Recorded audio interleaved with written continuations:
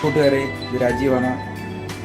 ഇന്ന് ചെയ്യാൻ പോകുന്നത് ഒരു സൈഡ് ഡിഷാണ്, വഴുതനങ്ങ മെഴുക്കുവരട്ടി. തട്ടി ഉണ്ടാക്കാൻ വേണ്ടി പാൻ ചൂടാക്കാൻ വെച്ചിട്ടുണ്ട്. അതിലേക്ക് നമുക്ക് എണ്ണ ഒഴിച്ച് കൊടുക്കാം.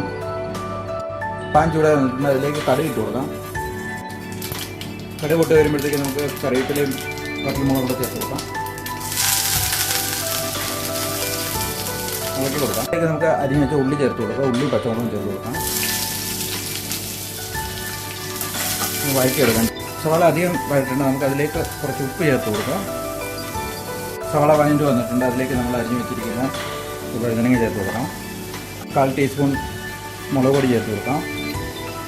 1/4 ടീസ്പൂൺ മഞ്ഞൾപ്പൊടി ചേർത്ത് കൊടുക്കാം. ഇത് ഇളക്കി കൊടുക്കാം. നമുക്ക് ചെറിയ തീയിൽ അടച്ചു വെച്ചൊന്ന് വേവിക്കാം. കുറച്ച് നേരം നമുക്ക് ചെക്ക് ചെയ്യാം. ആയി വന്നിട്ടുണ്ട്. ഇടയ്ക്കൊന്ന് ഇളക്കി കൊടുക്കും. നമ്മുടെ മെഴുക്കുവരട്ടി റെഡിയായി വന്നിട്ടുണ്ട്. വളരെ സിമ്പിളായിട്ട് ഉണ്ടാക്കാൻ പറ്റുന്ന ഒരു മെഴുക്കുവരട്ടിയാണ്. അപ്പോൾ ഇതുപോലെ എല്ലാവരും ഒന്ന് ട്രൈ ചെയ്യുക. വീഡിയോ ഇഷ്ടപ്പെട്ടിട്ടുണ്ടെങ്കിൽ ലൈക്ക് ചെയ്യുക, ഷെയർ ചെയ്യുക, സബ്സ്ക്രൈബ് ചെയ്യുക.